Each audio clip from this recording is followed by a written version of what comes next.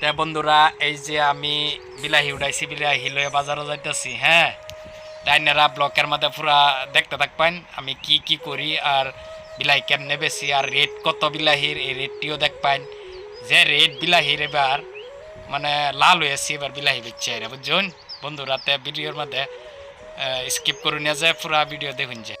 তে বন্ধুরা আমি ফাইনালি আহিরা বাজার ফাইলছি, এই যে বিলাহি বেচা সারছি। বিলাহির এবার যে রেট 3 কেজি বিলাহি বেচছি। হ্যাঁ, তাই আপনারা ভিডিও দেখতে থাকুন, তারপর লাস্ট পর্যন্ত আমি দেখানোর চেষ্টা করবাম, আপনারা ভিডিও স্কিপ করুন না যায়।